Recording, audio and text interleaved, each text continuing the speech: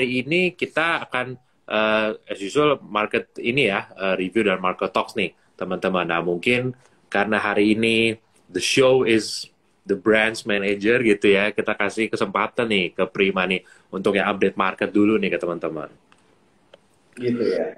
Oke, jadi sebenarnya ya masih flat-flat aja ya. Sebenarnya marketnya masih belum kemana-mana, posisinya juga masih wait and see. Mungkin teman-teman yang kalau udah punya banks gitu ya, tadi sempat profit taking, ya happy-happy lah, lumayan yang punya big banks ya, kayak BRI itu atau BNI atau bahkan yang teman-teman punya BCA juga sebenarnya oke.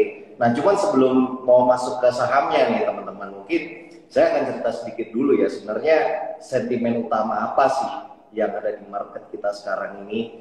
Sebenarnya mungkin kalau ngomongin Ukraine, ngomongin Rusia, itu kayaknya udah agak sedikit basi ya, karena isunya itu-itu aja gitu nih teman-teman. Nah cuman yang perlu jadi concern utama sekarang ya, itu sebenarnya bisa ngecek juga nih ke zero covid policy-nya punya China nih teman-teman.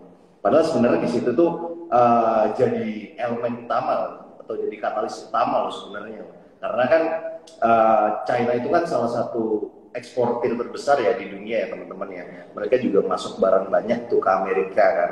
Nah kalau mereka masuk barang ke Amerika dan apa namanya kegiatan ekonominya itu diperketat gitu ya, ekspornya berkurang, maka impactnya ya inflasi di US ini akan semakin tinggi, karena kan mau nggak mau si Amerika ini harus memenuhi kebutuhan dalam negerinya gitu teman-teman. Jadi kira-kira apakah ada turnaround story nantinya atau enggak ya, mungkin nanti kita tinggal lihat ya Kobi ya di kuartal 1 itu 2023 itu gimana gitu, apakah kebijakannya akan diperlonggar atau seperti apa, itu ya nantinya mungkin teman-teman bisa lihat nanti di kuartal 1 2023 ya.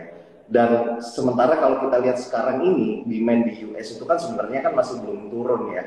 Dan selama ini yang kita tahu juga sebelum-sebelumnya nih, makanya ada perang dagang karena kan US itu juga kebanjiran barang-barang impor dari China gitu. Nah apa namanya, nah gimana nih supaya inflasinya itu nggak tinggi lagi di US. Nah selama ini kan cara-cara yang dilakuin adalah naikin suku bunga, dan itu kan cenderung efektif ya teman-teman ya. Cuman nah ini tinggal kita lihat aja kira-kira peaknya itu nanti seperti apa, dan di kuartal 1 2023 ada story atau enggak.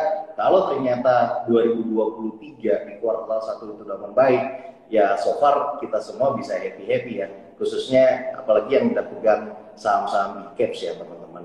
Mungkin itu sih short update dari saya, Kobi gitu. Ya, itu ya. Kalau memang Prima bilang faktor yang play role sekarang itu adalah zero COVID policy, itu benar. Karena ini barusan 20 menit yang lalu nih teman-teman, atau setengah jam yang lalu, itu selain Argentina yang kalah sama Arab Saudi, itu Beijing policy buat orang yang di China sampai 5 hari, itu mereka dilarang ke tempat umum. Ini baru keluar setengah jam yang lalu, dan mereka harus ambil tes PCR kayaknya beberapa kali dalam waktu 5 hari ke depan gitu. Nah jadi ini salah satu COVID control policy yang baru ya di China nih, baru diintroduce 30 menit yang lalu kurang lebih. Dan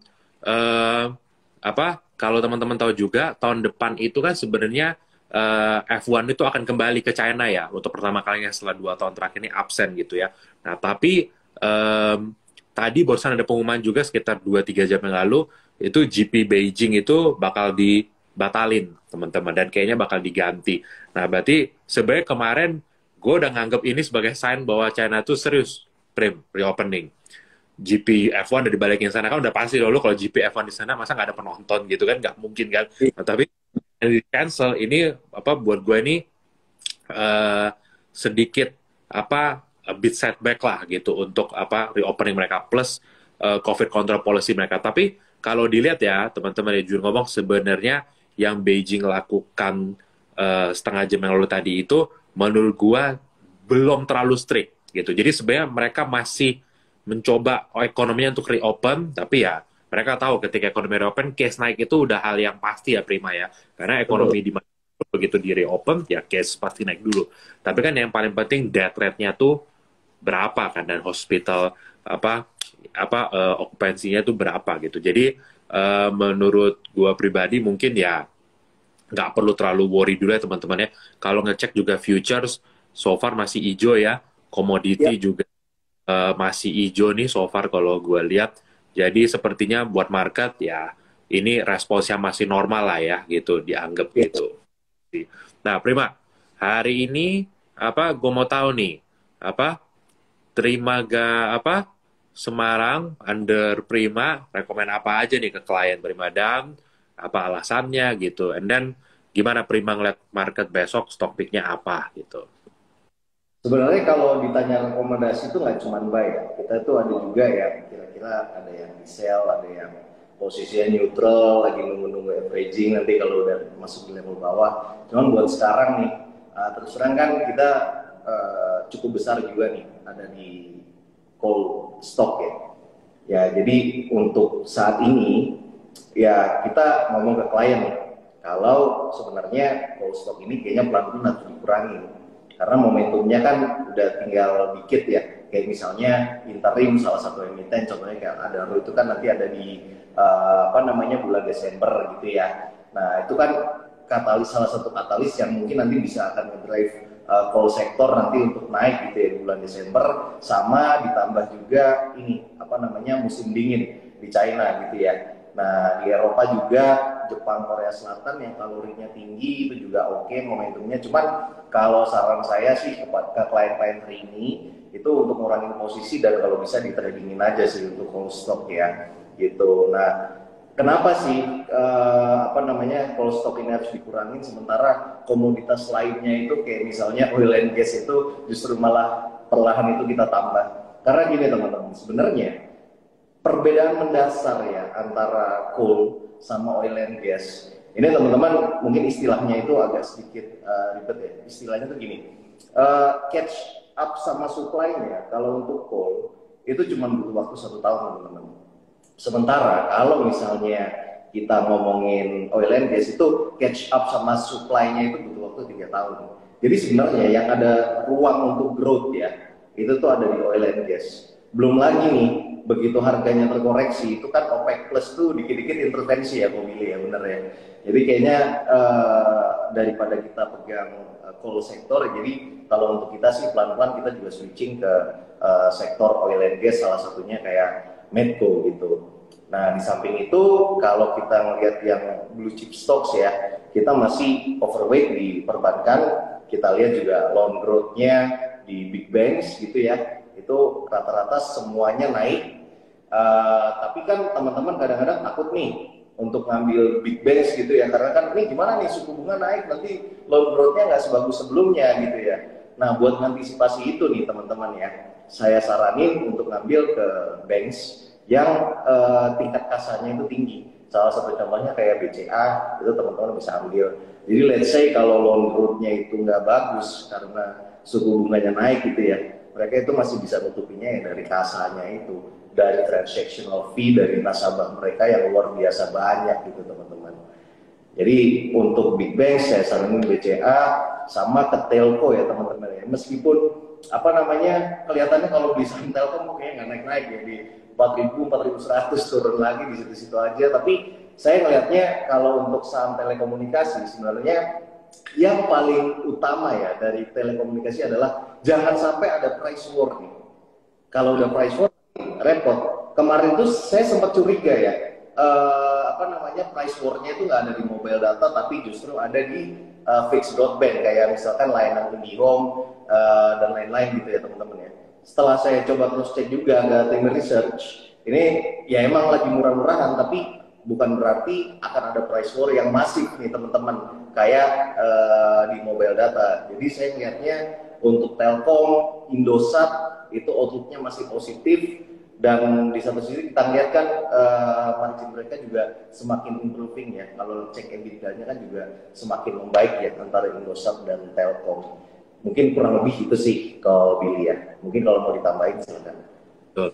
Ya, sebenarnya ini message yang udah kita kirim beberapa kali ya teman-teman ya. Udah 2 minggu, 3 minggu terakhir sebenarnya kita bilang bukan berarti saham call itu jelek ya Prima ya. Kan kita kan nggak pernah bilang call dengan harga call kayak sekarang ya pasti keuntungannya itu besar ya teman-teman ya. Cuma balik lagi gitu ya. Buat kita call ini tuh yang gue selalu bilang ya, ibaratnya kayak lu makan ikan lah atau ayam gitu kan, daging utamanya ini udah dimakan nih gitu, tinggal sisa mungkin kepala sama buntutnya. Masih enak nggak? Ya masih enak-enak aja sih, suka gitu kan, atau perutnya gitu kan. Nah tapi the big run-nya tuh udah buat kita tuh udah nih sebenarnya dengan ini semua. Toh kan perlahan kita juga expect kan call ini kan harganya kan moderate ya gitu ya. Mungkin nggak 350 lagi lah kayak sekarang gitu kan. Mungkin nanti bandnya mungkin turun lah mungkin ke 250 atau apa. Still a very good price gitu ya. Tapi kan kita kan kalau bisa di saham itu kan memaksimalkan ya prima ya gitu ya. Kalau misalnya yang ini masih mau naik misalnya 20%, tapi ada one big sector yang menurut kita bisa naik lebih tinggi, ya why not kita misalnya switch gitu kan, gitu. Nah, jadi memang setuju apa itu di oil and gas ya gitu ya. Kenapa? Oil and gas ini yang menurut gua oilnya sendiri larinya belum belum sampai kenceng-kenceng banget. Itu Iya. satu. Kan? Itu satu tuh teman-teman. Dan kedua, sebenarnya kalau ditanya apakah problem di apa namanya di coal sama oil itu sebenarnya mana yang lebih buruk in terms of supply ya. Sebenarnya in terms of supply, oil itu lebih buruk sebenarnya. Apa potensi supply ke depan bareng metal-metal lain ya. Kalau coal itu lihat aja teman-teman. Begitu harganya naik yang kayak Prima bilang, China langsung siap naikin production tahun depan kayak gitu kan. Ya buat mereka ya mereka ready aja untuk apa produksi gitu kan. Nah, tapi yang namanya oil itu kan nggak bisa langsung di apa ibaratnya di drill terus langsung keluar gitu ya teman-teman. Itu tuh eksplorasi itu butuh waktu yang lama ya teman-teman ya. Dan selama 7-8 tahun terakhir ini under investment di oil itu gede sekali gitu kan. Bener-bener gapnya tuh jauh gitu ya. Nah terus juga kalau kita ngeliat ini pun berpengaruh sama supporting sektornya ya. Kayak OSV, kayak Wintermar gitu kan. Logindo dan teman-temannya. Ini mereka menurut kita ke depannya akan bisa capitalize lah di apa cycle yang kali ini karena balik lagi under supply di oil ya kan under investment di oil membutuhkan eksplorasi baru itu tuh butuh yang namanya rig apa offshore sama segala macam ini kan gitu. Nah jadi ya sedangkan supply-nya nggak ada karena sudah 7-8 tahun terakhir udah dijual-jual gitu kan jadi kayak besi tua di scrap kayak gitu teman. Dan kebetulan tadi sebenarnya kita ada ketemu juga nih Prima, gue sama Willy ada ketemu sama inilah salah satu yang lumayan paham soal offshore business gitu kan. Kita ngobrol situ apa ya buat dia ini kondisinya sih memang very scarce ya gitu. Jadi tinggal tunggu waktu ini bener-bener tarifnya tuh akan apa improve a lot kayak gitu kan. Dan kalau gue ngobrol-ngobrol sama Willy juga, kalau orang tanya, emang kalau misalnya offshore punya rates itu naiknya apa? Misalnya naik double triple kayak kemarin tuh Prima yang peti kemas kan kemas. Emang kalau tarifnya naik kayak gitu, emangnya oil itu emitennya nggak berat bayar segitu gitu kan? Nah itu tuh gue mau Willy udah tadi sempat ngobrol gitu ya. Cost yang namanya offshore support itu ke capex-nya oil and gas emiten itu kecil gitu loh, Ya. di bawah 10% gitu loh. Bahkan tadi kalau hitungan Dewi itu di bawah 5%.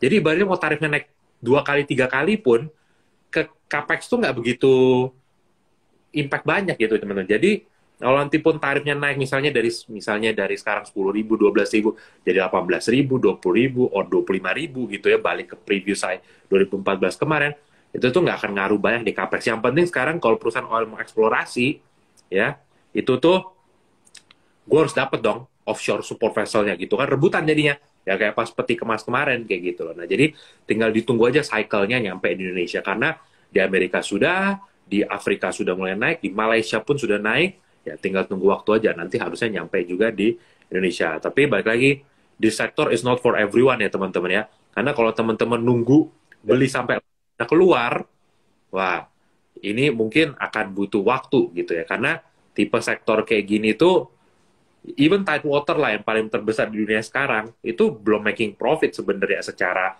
9 months ya kalau secara quarterly udah nih tapi secara masih rugi tapi harga sahamnya kan udah 4-year high per apa seminggu 2 minggu terakhir nih jadi market tuh is always move apa ahead kan expectation gitu. Nah jadi nah ini juga sebenarnya menurut gua salah satu skill yang penting juga ya Prima ya kadang-kadang ya kita sebagai jangan terlalu terpatok sama laporan keuangan yang udah keluar kemarin gitu. Kita harus fokus ini sektornya sebenarnya mau changing direction-nya tuh kemana gitu loh. Karena perhatiin deh teman-teman, hampir semua saham yang naiknya tuh beggar berkali-kali, itu awalnya company yang belum cuan gede dulu, atau masih rugi ya Prima ya. Tiba-tiba, begitu dia udah naik 3-4 kali lipat, profitnya keluar tuh.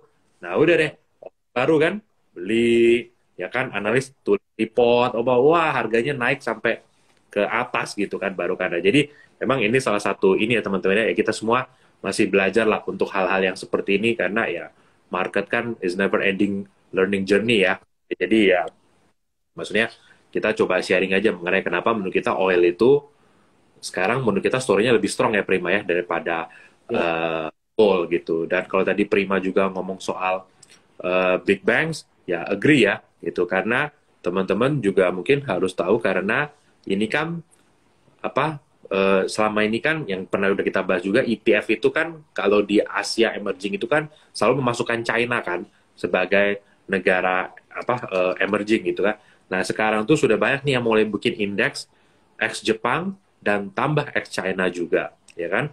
Nah jadi flow yang di China bobotnya itu bisa berkurang, ya kan. Apalagi dia paling besar, itu bisa masuk kayak ke India, ya kan, ke Indonesia gitu kan, ke Malaysia dan segala macam ya. Jadi ke depan harusnya yang kayak blue chip gini harusnya masih akan strong ya, dan beli blue chip kan termasuk yang paling tenang ya Prima ya, ibaratnya nyangkut ya, give it 6 months lah paling lama gitu kan, atau setahun suwe-suwenya gitu ya, ntar juga apa kan balik sendiri lagi gitu. Jadi ya portfolio ya betul dapat dividen juga. Dan kalau tadi Prima juga terakhir sempat bahas soal apa sektor telekomunikasi ya Prima ya, ya itu juga ini ya teman-teman ya, agree juga sektor telekomunikasi di Indonesia itu sebenarnya musuhnya cuma satu gitu ya, jangan ada price war gitu kan. Ya mungkin dari dulu kita udah ini ya teman-teman ya, udah terlalu sering ngelihat perusahaan telco di Indonesia itu kan price war ya, mulai dari yang gede ya kan yang punya negara sampai yang swasta. Mungkin kalau masih ingat zaman dulu kita, ya saya anggap semua seumuran lah ya kita ya. Zaman dulu kita SMP, SMA, bahkan ya SMP lah. Dulu kan ada banyak ya Prima ya. Gila, ada kartu apa, kartu jempol lah, Asia apa segala macem gitu kan. Iya, lu kalau lu lihat ya, HP-nya di apa? Profil kelas ya, HP dia ini nomor nih. Bulan depan lu telepon udah nggak nyambung karena dia bilang gue udah ganti provider.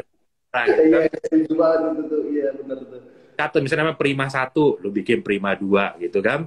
Nanti 2 bulan lagi, lu telepon situ lagi. Udah nggak nyambung, dia udah ganti lagi kartunya. Karena katanya, yang ini ada apa? Free talk ya. Zaman dulu kan free talk di atas jam berapa gitu kan. Ngalong, ganti lagi Prima 3 gitu kan. Lu bikin di kontak nggak kelar akhirnya gitu kan. Jadi emang, apa, ya zaman dulu tuh kayak gitu lah price war. Kalau lately kan juga price war-nya juga masih ada. Tapi, semenjak ada konsolidasi gitu ya Prima ya kan, ya kalau Telkomsel masih sendiri, Indosat kan sama Hutchinson kemarin udah merger gitu kan. Nah jadi kalau ngelihat Paspor udah nggak terlalu ini ya, menurut gue udah nggak, dan malah menurut gue harga paket data kayaknya agak sedikit lately jadi agak mahal loh kalau menurut gue ngelihat ya kan. Kayak teman-teman mungkin yang kalau sering beli paket tahulah ya kan, kuota 60 giga tapi yang bisa dipakai 20, 40-nya di atas jam 12 malam sampai jam 5 pagi gitu kan. Ya siapa juga yang mau pakai jam itu kan. Kuota 178.000 untuk Iya. simpati. Pol 178.000 loh itu. Jadi Bener. murah-murahan harga sih kok. Iya, gue juga kayak ngisi misalnya ya harga saham telkonya masih puluhan rupiah itu tuh yang banyak banget fansnya itu kan. Gue tuh kok kayaknya makin, gue mungkin ngerasa nggak lebih cepat mahal, nggak makin mahal mungkin, iya. Tapi yang paling berasa tuh kuotanya cepet habis, Prim. Dulu pakai seminggu nih, itu nggak habis. Sekarang seminggu habis. Mau nggak mau kan gue beli lagi nih, jadi kan nambah lagi kan. Nah, jadi makanya sebenarnya sih kalau ditanya harusnya sih sektor telco kita harusnya profitability improve ya, apa ke depan gitu. Nah, Prim, mungkin ini kan ada teman-teman juga yang dari Semarang atau keluarga di Semarang. Mungkin nanti kalau mau kenal Prima gitu kan datang ke kantor. Nah, tapi mungkin mau tahu nih Prim, sebenarnya kalau gaya atau strategi dalam trading atau investasi itu seperti apa sih? Apa, Prim gitu. Yang membedakan Prima gitu. sebenarnya membedakan kita itu tuh di manajemen portofolionya sih. Jadi teman-teman kan suka nih kadang-kadang beli saham sekali langsung all in, dah langsung tutup layarnya, lihat lagi besok gitu ya. Nah bedanya di kita, itu kita punya satu formula ya, namanya itu core and satellite teman-teman. Jadi kuncinya adalah 70% nih, teman-teman trading dan cari growth di saham-saham blue chip gitu ya. Kayak misalnya BRI, Telkom, Astra, ya Unilever boleh lah, karena kan barusan nih mau bagi dividen ya nanti ya di Desember ya, itu katakanlah udah naik 1% ya teman-teman, jual aja nggak apa-apa lah, karena kan kalau dihitung dari harga sekarang tuh yieldnya itu masih 1,5%. Jadi kuncinya itu teman-teman, kalau blue chip itu emang kita tuh fokusnya di trading ya, totalnya dari 70% dari portofolio. Contoh kayak teman-teman punya portofolio 100 juta gitu ya, 70 jutanya itu isinya ya nggak lebih dari 3 saham blue chip gitu teman-teman. Dan sisanya itu ya, sisanya itu kita masukin ke saham-saham untuk kickersnya nih. Dan mayoritas adalah saham-saham second linernya gitu teman-teman.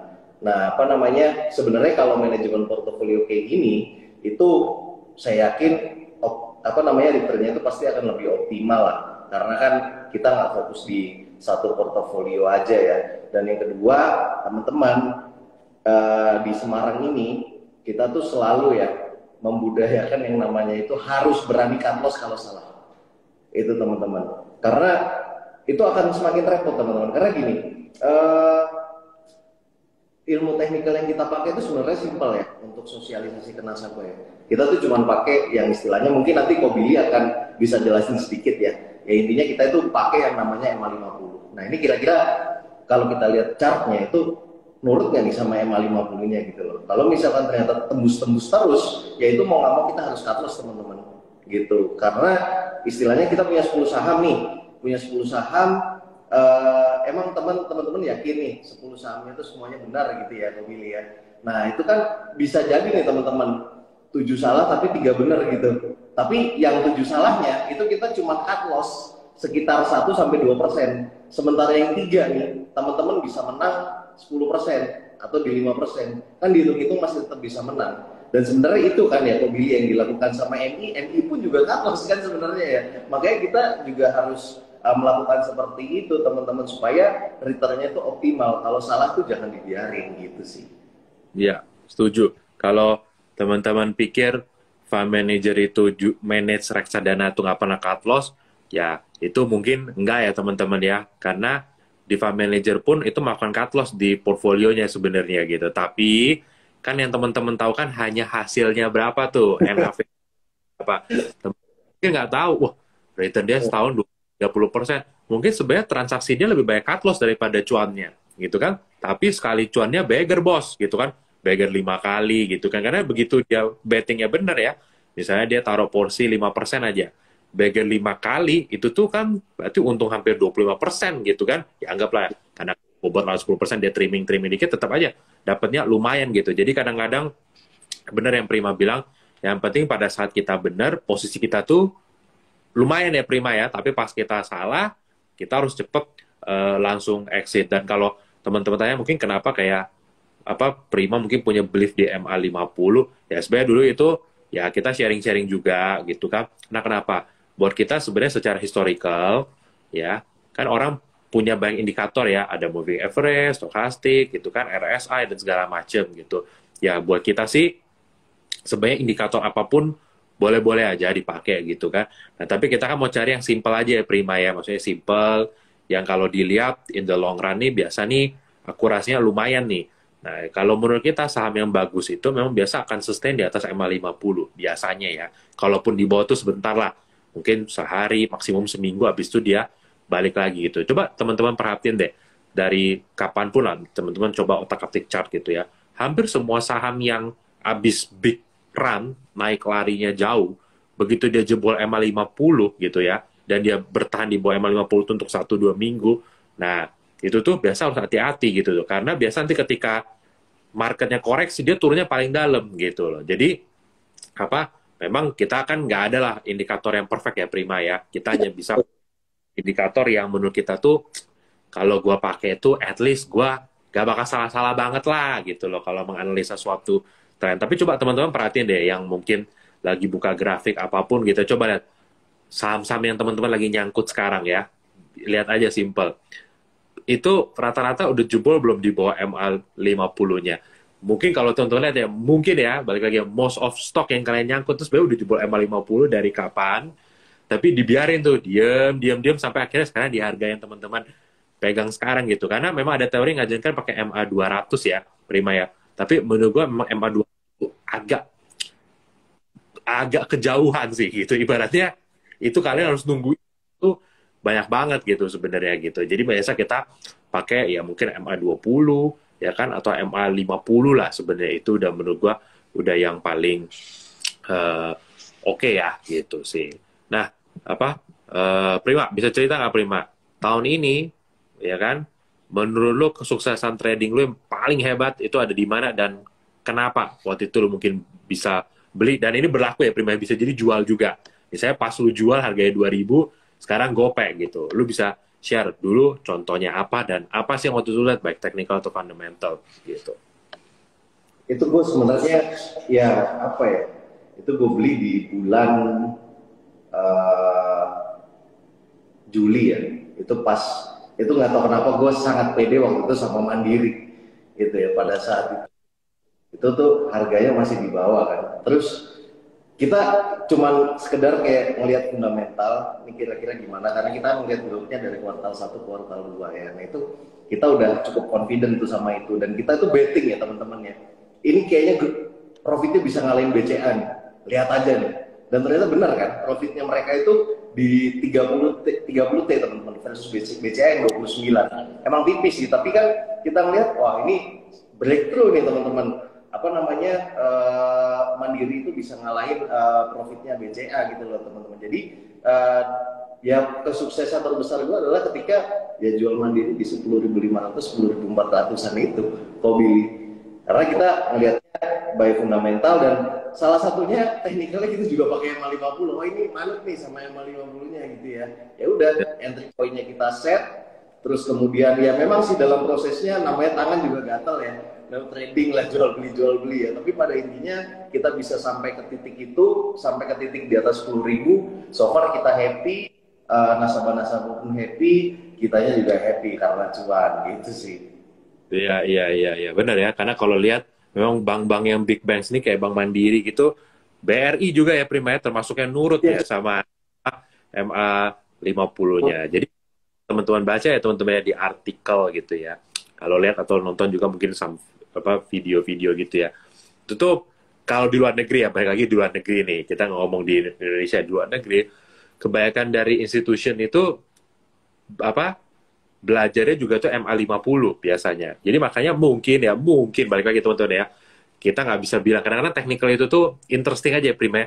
Begitu kena MA50 kan itu saja. Emang ada orang yang nongkrongin catnya tiap hari gitu. Kadang-kadang kan ada orang teman-teman lihat sendiri kadang-kadang ngeliat technical gitu kan. Nah, memang yang dipelajari sama institusi-institusi kalau di luar sana tuh mereka baca teknikalnya itu sebenarnya nggak terlalu dalam lah. Kalau even di materi CFA pun yang paling kita belajar kan moving average 50, 20, 100, 200 gitu kan.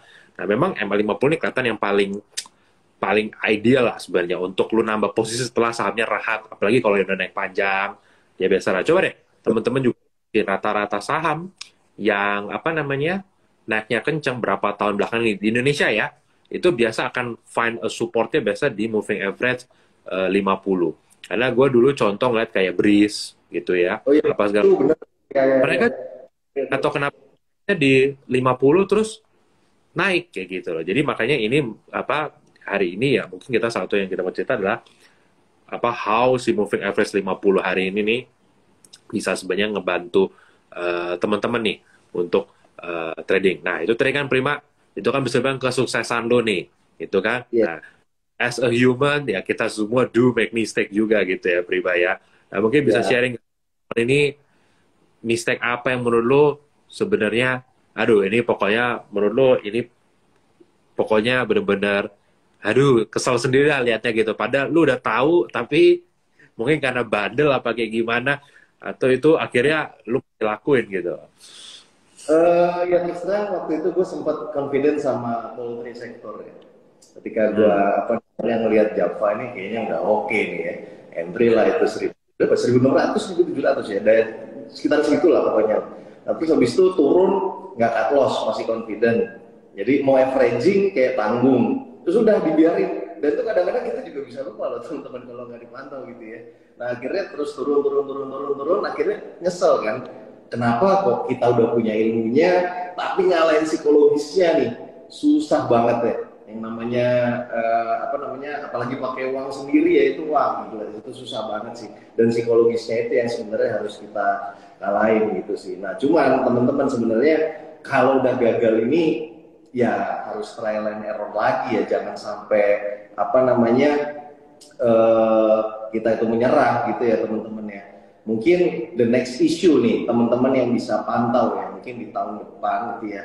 Dan apa namanya, beberapa kali juga Billy udah sounding sih terkait hal ini ya. Jadi teman-teman mungkin nanti bisa dipantau nih teman saham-saham yang ada isu ESG-nya Billy gitu. Nah yang ada isu ESG-nya itu seperti kayak misalnya salah satu contohnya, gue mau cerita ini tentang ada raw minerals mungkin ya. Jadi kan apa namanya, kalau misalnya kita melihat hard coking coal-nya, itu kan ya siapa sih yang mau beli gitu kan ya, ini polusi dan lain-lain kan ya. Nah cuman sebenarnya ada cerita apa sih di balik itu semua gitu teman-teman. Nah MI itu suka sekali nih saham komoditas yang ada story ESG-nya.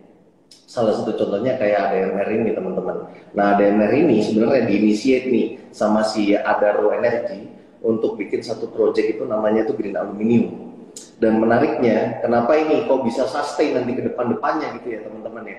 Karena si Adaro Minerals ini punya green aluminium, dan green aluminium ini yang nantinya akan jadi bahan baku mobil listrik. Nah harapannya apa sih? Harapannya adalah bodinya itu nanti jadi semakin ringan dan kapasitas baterai itu bisa meningkat 45%. Ibarat teman-teman bodinya apa namanya Pajero compare to bodinya Avanza itu kan jauh banget ya teman-teman ya. Nanti bodinya itu yang akan semakin jadi lebih ringan, dan bodinya lebih ringan otomatis kan nanti demand-nya juga akan naik, dan semuanya itu bakal ngelirik ke situ ya teman-teman ya. Di satu sisi juga terlepas dari kapasitas baterai yang nantinya akan meningkat dan lain-lain, tapi intinya adalah ya ini ada satu project yang diinitiate, dan MI itu sangat suka dengan isu-isu yang kayak gini gitu loh Billy. Ya, betul teman-teman. Jadi kalau Ya, teman-teman masih interested dengan saham-saham coal pun, sebenarnya yang menarik itu yang ada story green-nya ya gitu ya. Karena kenapa? Karena kita percaya nanti eventually valuation sektor-sektor green ini akan naik gitu. Karena gini, gue perhatiin dari dulu ya, yang namanya sektor yang pemainnya sedikit tapi begitu booming, valuasinya tuh langsung nggak masuk akal ibaratnya gitu ya. Contoh, dulu misalnya kayak komoditi, wah gila, pokoknya oil kayak bisa ke 300 nih atau berapa, naik 2008, 2011 kemarin kan. Habis itu apa, coal juga. Terus habis itu kalau masih ingat tech ya kan, Prima, lately tech ya kan, sampai valuasinya udah nggak karu-karuan gitu kan, kok masih sampai segitu valuasinya gitu kan, habis itu turun gitu kan. Nah, karena kenapa? Scarcity play gitu. Nah, ketika udah banyak justru, nah mesti hati-hati sama sektor itu biasanya gitu kan. Nah, green ini kan bisa dibilang vibes-nya tuh sudah mulai nih. Tapi apakah sudah benar-benar nyampe ke Indonesia? Itu menurut gue pribadi itu belum. Belum benar-benar full euforia tahap itu tuh belum kita. Tapi kalau kayak di luar negeri itu, kayak di India, apalagi valuation-nya grupnya Adani itu udah gila banget lah. Itu PE-nya sampai 1000 kali loh. Bisa teman-teman bayangin kalau 1000, wah itu mah berapa tuh harganya, contoh ya, kurang lebih kayak gitu. Nah jadi next year harusnya sih menurut kita valuation di green sector ini harusnya udah bisa mulai re-rating. Jadi kalaupun teman-teman masih mau di yang call, artinya ada story ESG-nya ya teman-teman ya gitu. Jadi jangan cuma beli emiten call karena harga call aja, karena percayalah harga call nanti pasti akan adjust, pasti akan adjust. Yang namanya call tuh nggak mungkin lah bisa nanti di atas $400 sampai $500 konsisten terus, karena itu akan membebani banyak negara sebenarnya harga segitu. Jadi menurut kita nanti paling turun ke 250 atau berapa gitu kan. Nah tapi kalau emiten call yang teman-teman pegang itu nggak ada story greennya, fund-fund belum tentu bisa masuk loh, terutama yang fund-fund luar negeri ya, karena buat mereka skor ESG itu sangat penting gitu. Nah ini makanya berlaku juga untuk saham-saham yang kayak CPO gitu kan. Makanya balik lagi ya, gue selalu bilang ya Prima ya saham CPO, jujur ngomong, ini capek sih pribadi gitu. Kenapa? Fund foreign nggak bisa masuk, ya kan? Karena rata-rata skor ESG-nya itu rendah atau bahkan nggak ESG. Fund manager lokal udah kapok Prima, udah kapok, Ya. udah pokoknya setahu gue selama 10 tahun terakhir MI yang bisa menang di SPO itu kayaknya kalaupun ada itu paling cuannya berapa lah, nggak bakal banyak kayak gitu kan. Nah, tapi investor retail tahu sendiri, ya kan? Abis main, digebuk dikit aja langsung kabur kan gitu. Karena kan teman-teman udah sering lihat kan harga naik 20%, sahamnya cuma naik 10%. Ya kan? Tapi pom-pomnya di mana-mana, di semua grup. Grup WhatsApp, grup Telegram, wah CPO naik 20%, tapi harga saham cuma naik 10%. Nanti besok, pas CPO-nya turun 5% aja, harga sahamnya udah balik lagi ke level sebelum pom itu. Jadi udah kalau CPO sih jujur itu angkat tangan ya teman-teman ya, karena CPO paling yang punya ESG paling siapa sih, TAPG, DSNG kayak gitu-gitu masih oke lah gitu. Tapi in general ke depannya sih teman-teman kalau bisa ya masih pick saham yang ESG score-nya itu tinggi ya. Kayak Big Banks yang Prima bilang juga itu bener. Jadi Big Banks itu rata-rata skor ESG itu tinggi loh. Jadi jangan selalu berpikir ESG itu berarti harus yang ijo-ijo ya, gitu loh. Bikin aluminium lah, bikin EV lah, koper lah, enggak. Skor ESG paling tinggi itu biasa itu di big bank. Itu gede skornya mereka, gitu loh. Jadi enaknya di blue chip yang kayak Prima bilang itu ya, lu dapat semua ya Prima ya, lu dapat earnings growth, lu dapat dividen, lu dapat ya comfort lah ya, invest di saham blue chip, dan lu dapat skor ESG yang juga bagus. Jadi fund foreign pun bisa masuk. Makanya alasannya kenapa tahun ini kan yang blue chip terutama big bank strong ya gitu. Nah, Ya, jadi betul. kalau teman suka trading di big banks gitu ya, teman-teman cocok tuh ikut ikut Prima tuh. Follow aja Prima tuh. Prima nanti mungkin ini bakal sering share juga kali nanti Wah, analisa minta. Prima termasuk yang menurut saya pribadi teman-teman ya Prima termasuk yang kerjanya tiap hari hatam tuh kayaknya tuh main saham saham big banks dan blue chip gitu. Nah Prima, Ya. lo ada apa lagi nggak? Nah sekarang selain big banks ya kita ngomong saham yang agak-agak yang mid to small cap, yang lalu lagi suka apa nih Prima? Yang mid to small cap lah. Gue ngecek demand amonia sih kayaknya ini menarik ya. Ya, kayaknya boleh juga nggak dipantau. Kayak demand amonia itu naik kan. Apa namanya? Ya gue ngelihatnya sih sebelum ke perusahaannya, gue lihat orang di belakangnya dulu. Nah ini Ya, mungkin gue akan ngecek ke grupnya TP Rahmat dulu ya. Ya ya, apa namanya? Kita lihat ya tahu lah, tahu sendiri lah. Kalau Andre TP Rahmat itu kan pasti good corporate governance-nya kan juga oke ya. Dan sebenarnya itu salah satu yang gue lihat sekarang adalah ya ESA, Kobili. Karena kan sebenarnya nih ESA nih itu bergerak di industri energi sama kimia lewat kilang LPG dan produksi amonia nih di Sumatera Selatan sama Sulawesi Tengah. Jadi kalau kita ngelihat apa namanya, apalagi sekarang kan Rusia sama Ukraine itu kan lagi perang ya. Sebenarnya ini demand-nya juga naik. Dan kalau kita lihat di US itu sebenarnya kan konsumen amonia global ya salah satu yang paling terbesar lah. Konsumen amonia global ya itu 11% amonia dunia itu masuk ke sana. Dan amonia ini penting karena itu salah satu bahan baku di basic industries teman-teman gitu.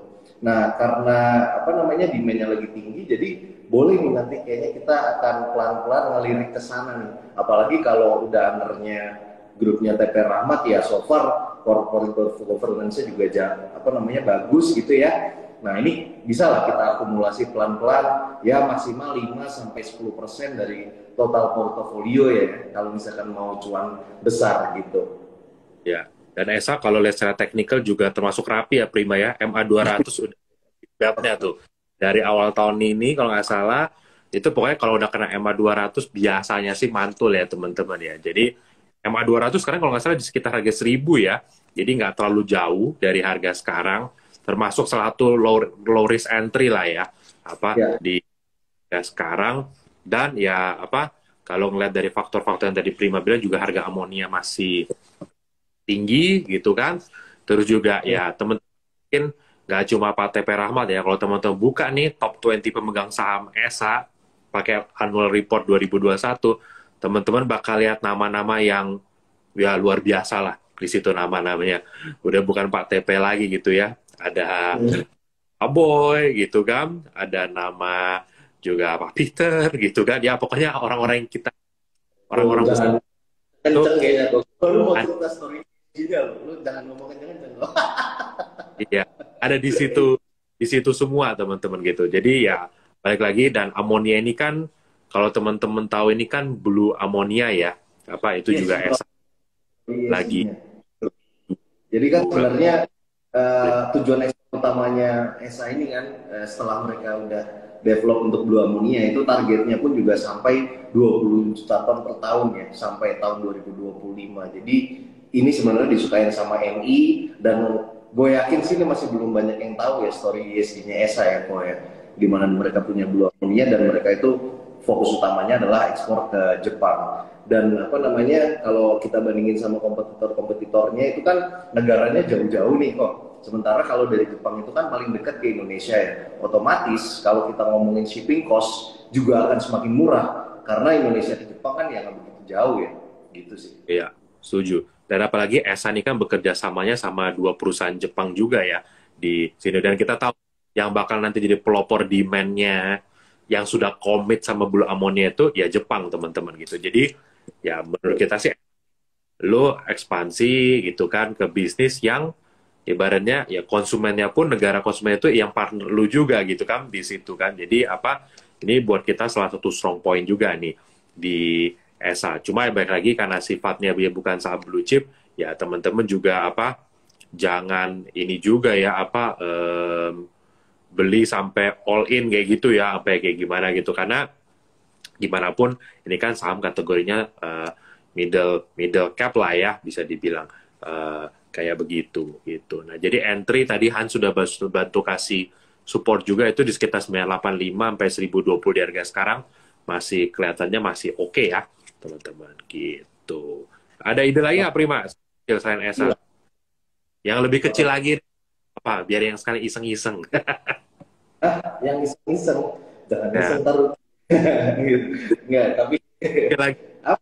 selain ESA ya sebenarnya gini ya kalau portofolio mungkin kita nggak terlalu banyak ya, rekomendasi pun juga masih nggak terlalu banyak ya, paling karena kita nggak pengen sih apa namanya sekalinya kita ada portofolio isinya banyak terus nanti nggak kepantau sih sebenarnya itu. Nah apa namanya terlepas dari Big Bang, Stelco ini tadi yang kecil-kecil berarti ya. Ya, yang lebih kecil lagi deh. Capnya 5T ke bawah. Yang lebih kecil lagi apa ya, Bevin mungkin ya, kayaknya menarik ya Bevin ya. Gue liat kacap lo ada semua tuh di situ tuh. Satu-satu gue liat. Tunggu giliran ya yang lain ya. Besok tuh sama lusa. Ya, ya, ya, Ya, ya. ya, mungkin kalau yang small, yang benar-benar di small cap, mungkin kita rekomend yang masih tadi ya teman-teman ya, yang OSV player ya, gitu ya. Yang Winterman, Logindo itu termasuk yang marketnya masih kecil. Tapi kalau ditanya mungkin gue lebih comfort sama Winterman ya, karena baik lagi menurut gue di sektor yang ini, sektornya nggak mudah gitu ya dianalisa. Go with the biggest one sih, paling simple kayak gitu teman-teman. Ya mungkin kalau teman-teman mau balance dengan ada yang second playernya atau apa ya boleh juga sih, tapi mungkin porsinya dijaga lah ya teman-teman gitu. Nah Prima, gimana mengenai saham Bumi nih Prima? Ini saham sejuta umat kan katanya kan, nah itu kebetulan tuh ada yang nanya tuh Bumi itu. Bumi kalau menurut lu view-nya kayak gimana Prima? Kalau Bumi ya, ya sebenarnya apa namanya eh halo, Ya, enggak ya. So, ya sebenarnya kalau Bumi sendiri sih terus terang nih kita nggak terlalu banyak size di situ ya di Bumi ya, karena kita tahu kan ya balik lagi nih kita selalu melihat yang namanya itu corporate governance ya. Nah cuman kalau todong nih pertanyaan Bumi ya, ya sebenarnya salah satu investor strategiknya mereka itu kan namanya cukup besar, dan kalau misalnya mereka udah kongsian gitu ya sama orang lain gitu ya, nah biasanya ya harga sahamnya itu paling nggak harus 2 sampai 3 kali lipatnya. Nah modal si investor strategis itu harganya ada di 120. Nah, harusnya teman-teman bisa kebayang sendiri kan, kira-kira harganya tuh sampai ke berapa, kalau 2 sampai 3 kali lipat gitu sih. Iya, Paling iya. view dari gue sih itu sih Hmm, kok, karena si investor strategis ini sendiri, justru kalau saham intinya yang dia punya ya, itu sebenarnya nggak gerak kemana-mana. Tapi kalau misalkan dia udah kongsian sama orang, ini tuh ya harga sahamnya bisa naik kencang lah, dan mereka nggak mau tanggung-tanggung lah ya profitnya ya gitu. betul, betul. Jadi memang kalau di bumi sebenarnya bumi ini menarik ya Prima ya. Oh, tiap hari diomongin gitu kan. Tapi sebenarnya sebulanan 2 bulan terakhir ini nggak kemana-mana nih sebenarnya nih harganya gitu kan. Menang di Bener. hype rame-rame sebenarnya kagak kemana harganya gitu ya teman-teman. Jadi tapi mungkin kalau sedikit ini aja apa mungkin ya Pak Gagi ini cuma ya mungkin sedikit saran aja. Ini kan bumi kan masuk MSCI ya, masuk MSCI yang small ya kan. Ehm, itu kan nanti efektif sekitar tanggal 30 November ya gitu ya. Nah, kalau ngelihat yang sudah-sudah nih, biasa kalau masuk MSCI di hari itu terutama di dekat tutupan tuh sell on news-nya tuh lumayan teman-teman berasa gitu ya. Kalau teman-teman perhatiin kayak apa di Arto ya kan di ADMR begitu masuk ke MSCI ya hari-hari itu justru udah nggak gerak sampai gimana lagi, malah besok-besoknya kan agak koreksi gitu ya karena orang-orang sell on news. Karena kenapa? Ya balik lagi, kapan lagi jualan bisa gede Prima kalau bukan pas MSCI kan? Nah gitu. Jadi ya terlepas memang di luar sana kita ada dengar lah rumor ya katanya ada orang-orang grup tertentu yang lagi beliin bumi apa kayak gimana ya. Kalau gue sih simple, Prim gue selalu bilang sama sama Han sama Jogi juga ya. At the end of the day, bumi is bumi bro. Gitu. Jadi apa? Bumi Gue terus. iya, gue udah sering apa lihat lah banyak orang itu. Jadi kalau di bumi itu yang penting disiplin aja lah gitu ya. Kalau memang nanti dia break out ya mungkin bisa ikut lagi gitu kan. Tapi menurut gue memang saham yang ini tuh lumayan ini ya pemainnya banyak gitu ya. Jadi gue kayaknya bisa expect nanti pas tutupan apa MSCI nanti tanggal 30 November harusnya sih bakal lumayan banyak yang bakal take profit karena take profit di saat MSCI masuk tuh enak take profit di harga yang lumayan oke dan size-nya juga banyak gitu ya. Ini dari tadi komen-komennya, oh trim, cars, apa saja ya. Kalau trim lah teman-teman ya kita no comment lah ya kalau saham Trimega jangan nanya ke kita gitu karena kita juga dibilang ya kan pesimis dimarahin bos gitu kan jadi sama jadi jangan tanya kita kalau soal Trimega gitu ya. Nah kalau soal cars juga ada yang nanya cars ya. Cars sih ya kita cuma bisa bilang mungkin ya everything still on process lah ya gitu ya teman-teman. Kalau teman-teman tahu kan isunya kan lagi agak sedikit ada penundaan gitu ya. Tapi kalau lihat komen dari Cars kan sebenarnya ini kan delay-nya cuma untuk persiapan aja nih maksudnya supaya nanti prosesnya apa better lah ya teman-teman gitu. Nah, itu tuh gue setuju tuh komennya Albert Wijaya tuh. Kalau duit gede cuma 2 sampai 3% lumayan terasa. Nah itu style Betul, gitu. Lucu, betul. bener. 2 tiga Itu persen keluar. itu Mantep tuh. cuan 2-3% mantan saya ya itu kerjaan prima itu ya tiap hari kalau gue lihat di report ya BCA, BRI, Andaro, Mandiri udah muter-muter barangnya prima tuh sama klien-kliennya ya itu teman gitu kan. Nah, kan kalau tapi kalau orang beda Prim orang biasa mainnya kayak ini apa bumi kan likuiditas gede volatility ada juga gitu kan ya jadi kalau orang-orang biasa mainnya bumi prima biasa mainnya di apa blue chip. Nah tadi ini apa SCMA ini juga termasuk salah satu barang yang kita suka ya gitu ya teman-teman ya. Ini tadi gue juga ngobrol sama Willy gitu ya. Willy juga lagi suka banget sama apa SCMA gitu ya. SCMA ya apa teman-teman mungkin harus lihat secara company kita ngomong di luar ini ya bisnis videonya ya itu juga solid gitu ya ditambah videonya sendiri itu luar biasa ya Prima ya sekarang ya Iya, itu kan betul. lu apa nonton Piala Dunia nonton F1 itu apapun kayaknya gue sekarang nonton apapun semua lihat video deh F1 di Ya. situ. Tapi mungkin laporannya di kuartal 4 ini kayaknya kurang begitu bagus ya kayaknya. Ya, Q4-nya betul, kayaknya kurang di betul, Q itu, itu, itu tadi 2023. kayak begitu sih. Jadi kemungkinan Ya, besar kurang. Tapi in terms of apa story gitu ya, story numbers itu semua sih harusnya oke lah teman-teman untuk eh, tahun apa depan ya. Jadi SMA mungkin bisa dijadikan salah satu pilihan gitu ya, karena itu lifestyle lah ya. Dulu boro-boro Prim apa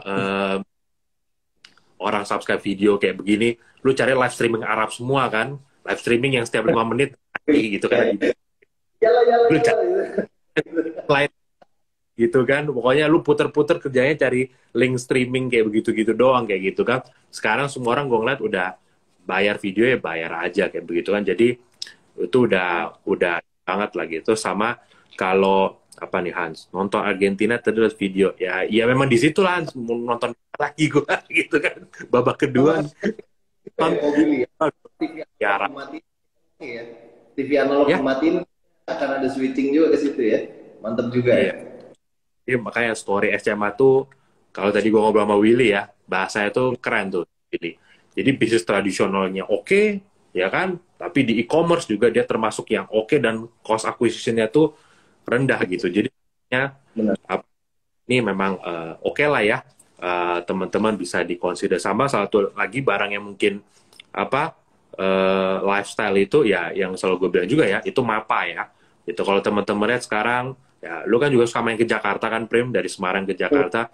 Lu coba ke mall apa kayak itu, kayak lu kan di BSD, lu ke Aeon apa kemanapun, toko yang rame itu apa? Toko olahraga gitu loh. Betul. Toko olahraga rame terus kayak gitu kan. Nah, jadi ya kelihatannya after pandemic ini gitu, semua orang kayaknya olahraga ya teman-teman ya. Dan sepatunya apa segala macam, apparelnya semua. Sekarang aja ke kantor tadi apa bilang, oh ke kantor aja pakai sepatu olahraga, Prim, gitu karena lebih keren aja kayak gitu tuh. Ada di kantor kita tuh, pakai kayak gitu kan. Jadi emang ya mapa tuh harusnya juga oke teman-teman ya, untuk Yang perlu lifestyle. diperhatikan mungkin satu poin lagi ya, apa namanya, kalau misalnya kita ngomongin retail nih, penjualan dan lain-lain, itu teman-teman jangan lupa satu indikator tuh namanya triple SG ya, Mobili ya. Oke, Nah, itu oke. store sales growth ya. Jadi itu kayaknya mesti kita lihat juga terus apa namanya, ya salah satu fundamental analysis yang penting lah teman-teman. Betul, betul, betul. Same store, sales code. Itu, ini benar, teman-teman. Apa? Kayak Jogi beli sepatu baru. Ah, iya, itu benar tuh. Kemarin masuk ke ruangan, apa yang beda dari gue gitu. Apa sepatunya? Oh, jangan kenceng bos. Kayak begitu, teman-teman. Ya, sama Bevin. Ya, Bevin juga agree, teman-teman.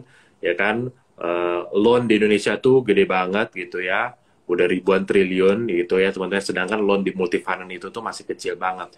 Dan kalau kita ngelihat nature orang-orang kita, itu kan konsumtif ya. Jadi harusnya permintaan kredit kayak multifinance apa ke depan juga harusnya better. Dan buat kita dari semua multifinance yang kita cover, itu we all agree lah. Yang paling oke itu sebenarnya BSV Finance, dan yang paling apa benar-benar jadi indikator yang kenapa bikin kita percaya dia cuma satu. Pak Jering aja beli 1.200 harganya gitu kan. Ya masa kita terus nggak berani teman-teman. Kan simple. Kayak begitu aja. Pokoknya ya, pokoknya checklist kita dua aja, Prim. Lebih kaya nggak kita daripada orang yang beli? Enggak. Ya kan? Lebih pintar kita dari orang yang beli? Enggak. Gitu kan? Lebih rendah nggak harga yang kita beli daripada dia? Iya. Ya sudahlah. Gak usah terlalu mikir panjang lagi. Beli gitu. Apa bisa beli harga sama kayak pengendali gitu sih teman-teman gitu. Nih tadi ada pertanyaan, COVID naik lagi apa China lockdown? Ya itu ya tadi ya udah tadi sempat kita jelasin ya di awal ya. China baru apa introduce di Beijing sih sama Shanghai, itu orang yang baru masuk China kurang dari 5 hari nggak boleh masuk tempat publik ya. Apa teman-teman, ini baru aturannya dikeluarin tadi gitu ya. Nah, jadi harusnya impact-nya akan mulai kelihatan mulai besok gitu ya. Tapi kalau ngeliat di future sama di commodity, nggak terlalu berimpact kok, teman-teman, hari ini. Oke, paling itu aja, teman-teman. Nah, paling kita cuma mau ucapin selamat menonton Piala Dunia nih. Nanti malam ada lagi kan, ini kan? Gue lupa lagi, hari ini jadwalnya Iya. siapa? Nah, hari ini nanti, oh sekarang Denmark, Tunisia, nanti Meksiko, Poland. Kurang seru sih. Yang seru tadi ya. Kalah 2-1 sama Arab Argentina. Oke, teman-teman. Itu aja paling dari kita hari ini. Teman-teman, buat teman-teman yang pengen mungkin belajar soal trading saham blue chip gitu ya. Atau teman-teman ada di Semarang lokasinya, atau keluarga ada di Semarang, dan interest di saham, bisa main-main ke cabang Prima ya. Itu di mana? Jalan MH Tamrin 112 ya teman-teman ya. Kantornya di sebelah kiri jalan. Tuh, parkirannya gede teman-teman, kantornya gede juga. Belakang. Teman-teman mau ngumpul ber-20, ber-30, Prima pun kayak ada tuh ruangan kelasnya di situ tuh banyak gitu. Jadi teman-teman bisa dan langsung sama Prima and the team ya. Gitu teman-teman. Oke, thank you ya teman-teman ya. Besok nanti kita jogi sama kacap solo kita nih. Leli gitu besok ya teman-teman. Jadi don't miss out juga. Oke, thank you Prima. Oke, thank you teman-teman.